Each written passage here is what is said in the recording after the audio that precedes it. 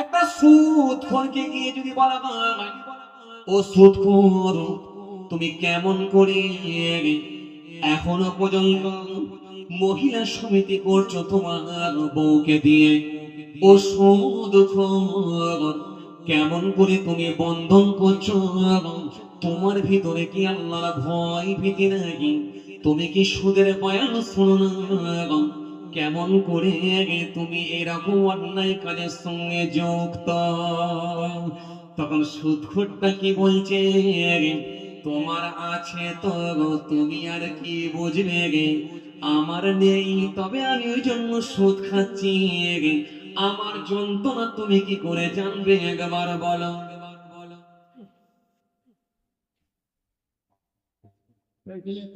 উত্তর দিচ্ছে তোমার আছে তো তুমি আর কি বুঝবে। বাস্তব বলছি, বাস্তব বলছি। এই কদিন আগে এক জায়গায় সুদের ওয়াজ করেছি, আমি বলছি যে সুদ খাওয়াটা অন্যায়, এটা খাওয়া যাওয়াই না, জায়েজ না, এটা খাওয়াটা অপরাধ, এটা খাওয়াটা অন্যায়। এরপরও মানুষ কি করে খায়? তখন এক লোক বলছে, হুজুর পেটের জ্বালাই খায়। যে খায় না তার আছে তাই খায় না, হুজুর যার নাই তাই খায়। আমাকে মুখ বন্ধ করে দেওয়ার মতো অবস্থা। চাচা, এতদিন ওয়াজ শুনে তাহলে এটা বুঝতে পারলেন যে রুজির মালিক আল্লাহ, না রুজির মালিক আপনার কোম্পানি? আপনি এতদিন ওয়াজ শুনে এটা ভাবলেন?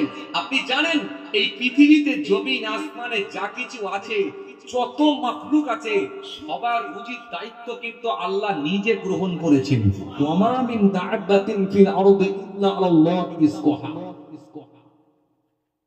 আর আপনি বুঝলেন যে ওর আছে তাই খায় না, আমার নেই আমাকে খেতে হবে, না আমি আরো গরিব হয়ে যাব। আপনাকে আমি চ্যালেঞ্জ করছি, এই স্টেজ থেকে চ্যালেঞ্জ করছি, আপনি খবর নিয়ে দেখেন যে লোকটা লটারি কেটেছে, যদি 20-50 হাজার 2-1 লাখ 5 লাখ টাকা পেয়েও থাকে, ওই লোকটার কাছে খবর নিয়ে দেখেন, ওই লোকটা টাকা পেলেও কিন্তু সুখী নয়, সুখী নয়, সুখী নয়। আপনি খবর নিয়ে দেখেন। আমার কাছে খবর আছে, লটারির টিকিট কেটে 45,000 টাকা পেয়েছিল।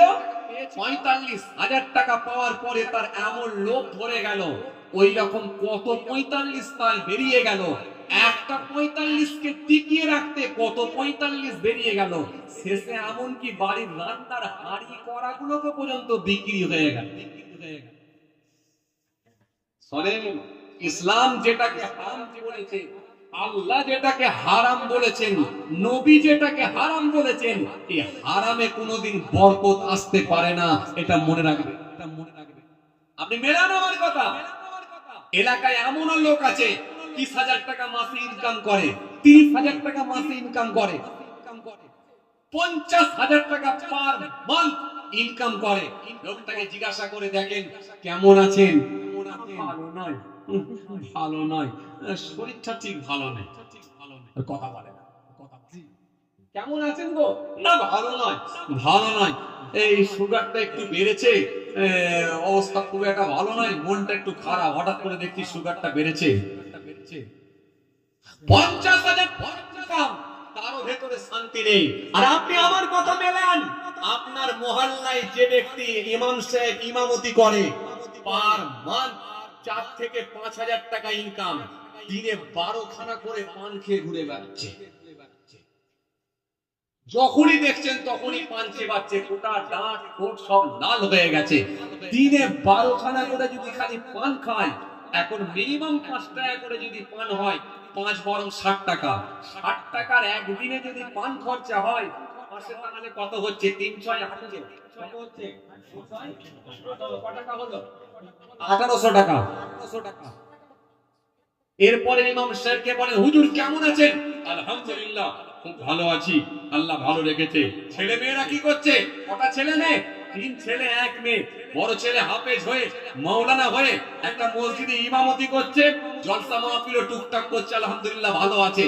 মেয়ে ছেলে হাফেজ হয়ে মাওলানা হচ্ছে, ছোট ছেলে হাফেজি মাদ্রাসায় পড়ছে, আর মেয়েটা সবার ছোট, ও ও এখন বাড়িতে ওর মায়ের কাছে আছে। আল্লাহ আমাকে খুব ভালো রেখেছে, অথচ 4000 টাকা ইনকাম করে, তার লিভারকে আল্লাহ এত স্ট্রং করে দিয়েছে, সারা গ্রামের খাবার খাচ্ছে, পেটের কোনো ডিস্টার্বও নেই, একদিক দিয়ে খায় একদিক দিয়ে বেরিয়ে যায়, হজম শক্তি আল্লাহ এমন বাড়িয়ে দিয়েছে, কোনো ডিস্টার্ব নাই। কথা ঠিক বলছি না ভুল বলছি? কথা বলেননি কেন? এই কথা বলেননি কেন? ঠিক কিনা ভুল বলেন? আর আপনি সুদ খেয়ে, লটারি খেয়ে, তাও লটারির টিকিট কেটে, তাও সুখী নাই, তাও মন মিজাজ খারাপ, একদিক দিয়ে আসছে আর একদিক দিয়ে বেরোচ্ছে, একদিক দিয়ে আসছে আর একদিক দিয়ে বেরোচ্ছে। আল্লাহ হচ্ছে খোদার গজব হয়ে গেছে, তো সব থাকবে শান্তি তুলে নেবো, তো শান্তি নেবো। কথা কিছু বুঝতে পারছেন বাপ? এই কথা কিছু বুঝতে পারছেন? এই জন্য আল্লাহ কোরআনে কারীমের মধ্যে বলেছেন, ইয়া আইয়ুহাল্লাযীনা আমানু লা তুলহিকুম আমওয়ালুকুম ওয়ালা আওলাদুকুম আন যিকরিল্লাহ ওয়া মান ইয়াফআল যালিকা ফাউলাইকা হুমুল খাসিরুন।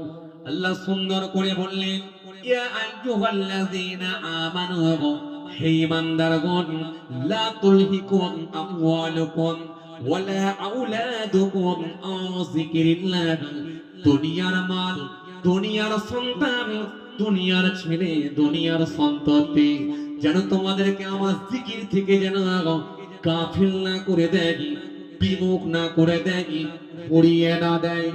যদি তোমাদেরকে ঘুরিয়ে দেয়, আমি আল্লাহ বলি শোনা, ওয়া মান ইয়াফআল যালিকা ফাউলাইকা হুমুল খাসিরুন, অবশ্যই তোমরা ক্ষতিগ্রস্ত হবে, তোমাদের ভেতরে সব থাকবে কিন্তু শান্তি থাকবে না, বরকত উঠে যাবে।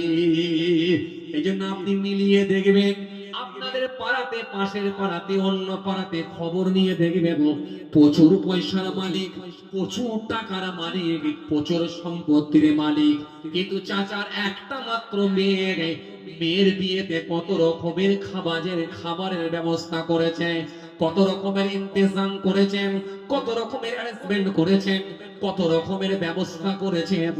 আহারে, মাছ ভাজা, মুরগি ভাজা, চিকেন ভাজা, দারাদুন চালের বিরিয়ানি, কুফতা, কাবাব, টিকিয়া, মগজ ভাজা, খেতে কি মজা। আর মেয়ের বাপ খালি খাচ্ছে করেলা ভাজা, পুরো অবস্থা খারাপ। যা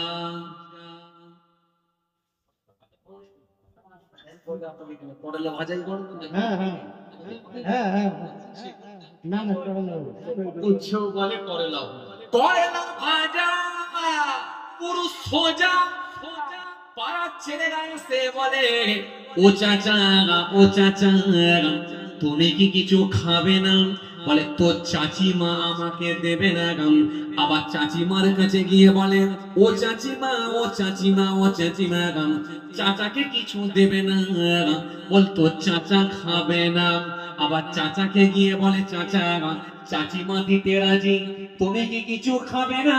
বলে, বলছি তো তোর চাচিমা আমাকে দেবে না, কারণ 650 সুগার উঠে গেছে, তোর চাচি ছাড়া কেউ জানে না, দিলে আর আমাকে এখানে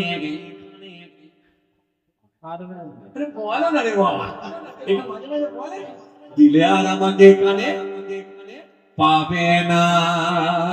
আল্লাহ বলছে খাবে না, খালি দেখবে কথা ঠিক কিনা। এই জন্য হারামে কোনোদিন বরকত হতে পারে না। এই জন্য রাসূলুল্লাহ বললেন, লা ইয়াদখুলুল জান্নাতা লাহমুন নাবাতা মিনাস সুতি ওয়া কুল্লু লাহমিন নাবাতা মিনাস সুতি কানাতিন নারু আওলা বিহি। নবী বললেন, জেনে শুনে যদি এক জাররা পরিমাণ হারাম খাদ্য খাওয়া হয়, আমি রাসূলুল্লাহ বলছি ওই শরীরটা জান্নাতে যাবে না, যাবে না, যাবে না। এইজন্য আল্লাহ কোরআনের মধ্যে বললেন, ইয়া আইয়ুহাল্লাযীনা আমানু, হে ঈমানদারগণ, লা তুহারিমু, তোমরা হারাম মনে করো না তাইয়্যিবাত, পবিত্র বস্তুগুলোকে মা হারাল্লাহু লাকুম, যেগুলো আমি আল্লাহ তোমাদের জন্য হালাল করে দিয়েছি। ওয়ালা তা'তাদু, সীমা লঙ্ঘন করো না। ইন্নাল্লাহা লা ইউহিব্বুল মু'তাদিন, নিশ্চয় আমি আল্লাহ পাক সীমা লঙ্ঘনকারীদেরকে পছন্দ করি না।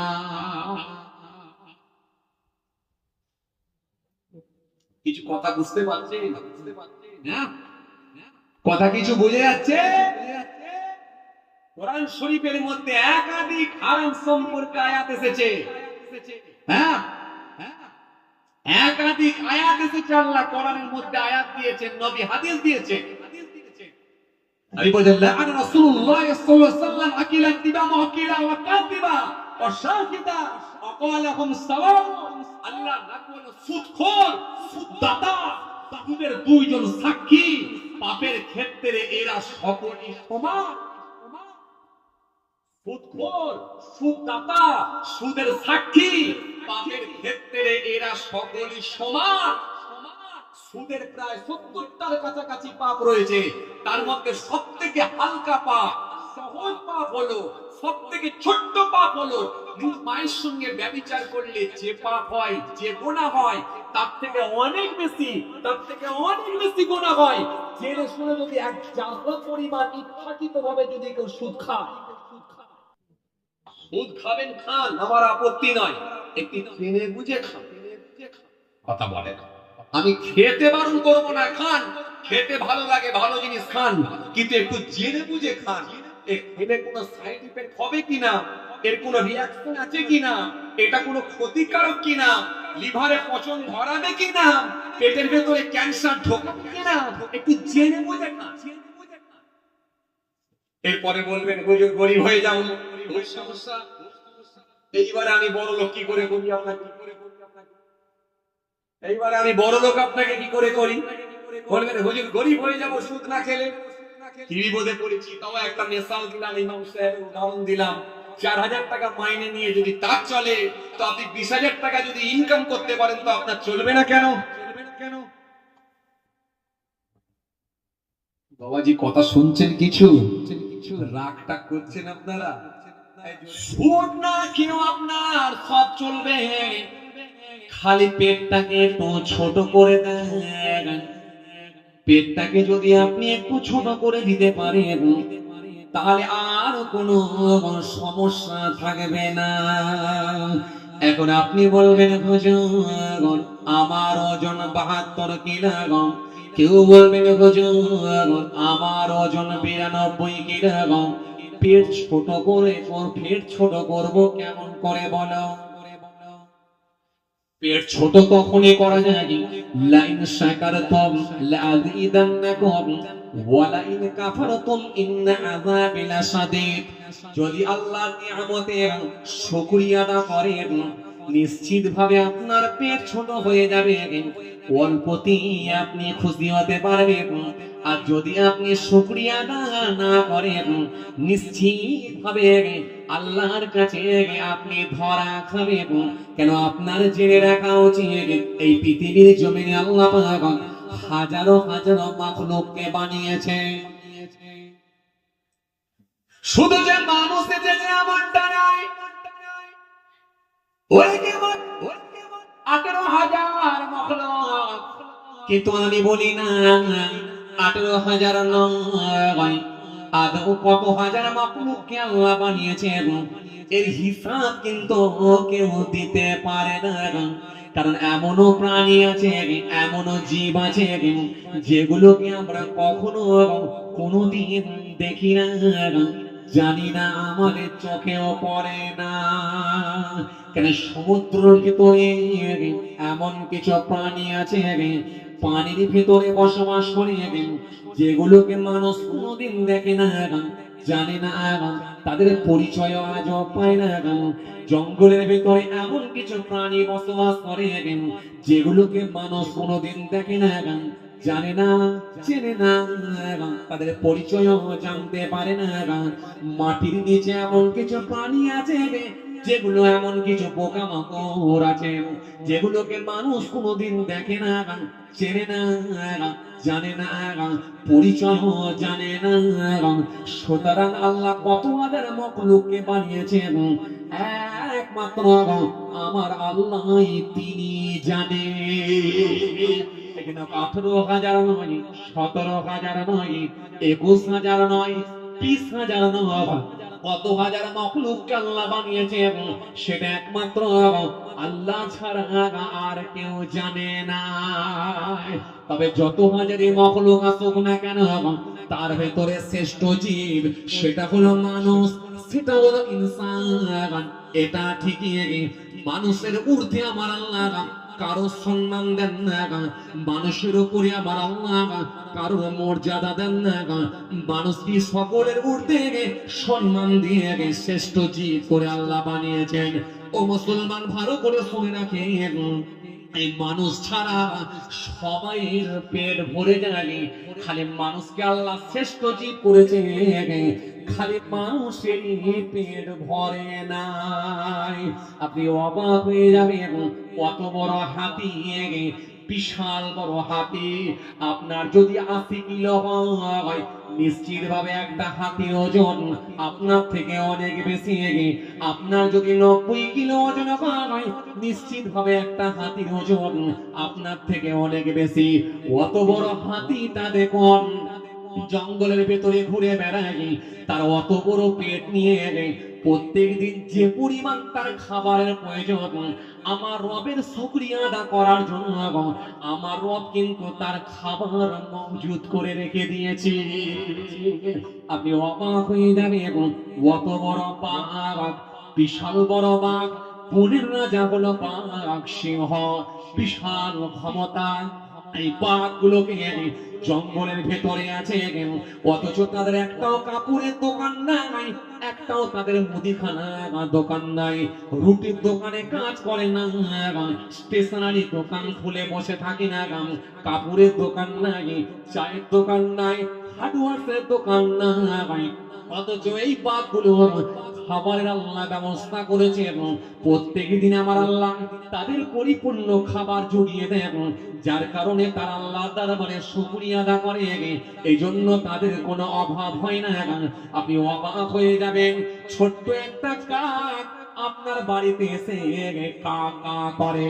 আপনি ফজরের নামাজ পড়ে মসজিদ থেকে এসেছেন, ফজরের নামাজ খানা পড়ে এসেছেন, ফজরের নামাজ খানা পড়ে এসে বাড়িতে এসে যখন আপনার আহলিয়া আপনারা বিবিকে দেখছেন তিনিও ফজরের নামাজ পড়ে একটু চা চাপিয়েছে, বাড়িতে চা তৈরি হচ্ছে, হঠাৎ করে দেখা যায় 7-8টা কাক উড়ে এসে আপনার বাড়ির বারান্দায়, আপনার বাড়ির দালানে, কিংবা আপনার বাড়ির পাঁচিলে, কিংবা আপনার বাড়ির মহলের চারিদিকে ঘেরা বাকুলের ভেতরে ওই কাকগুলো এসে বসে রাতের যে ডাস্টবিনে রাখা ছিল নোংরা খাবার, সে হাড্ডি গুলো, মাছের কাঁটা গুলো, আপনার ফেলে রেখে দেওয়া ভাত গুলো, ওই কাকগুলো আরামের সঙ্গে খাই, কা কা করে উড়ে চলে যায়। একবার কি নিজেকে ভাবিয়েছে এবং এই কাকের রুজিটাকে ব্যবস্থা করেছে? আমি তো কোনোদিন টেলিফোন করে কোনো কাককে দাওয়াত দিই না, চিঠি দিয়ে কোনো কাককে কোনোদিন দাওয়াত দিই না, অথচ আমার বাড়িতে যে খাবার আছে এটা জানলো কি করে? তাকে কে জানালো? নিশ্চিত ভাবে আমার রব তাকে জানিয়েছেন, এই জন্য আমার রব ঘোষণা দিয়েছেন, জমিন আসমানের সমস্ত কিছু মনে রেখে দিয়ে এই পৃথিবীর জমিনের যত মাখলুক আছে সবার উচিত দায়িত্ব আমি আল্লাহ নিজে গ্রহণ করে নিয়েছি।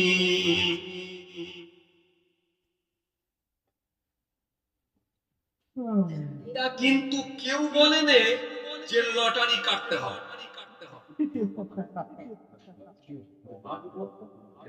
কথা বলছে না কেন?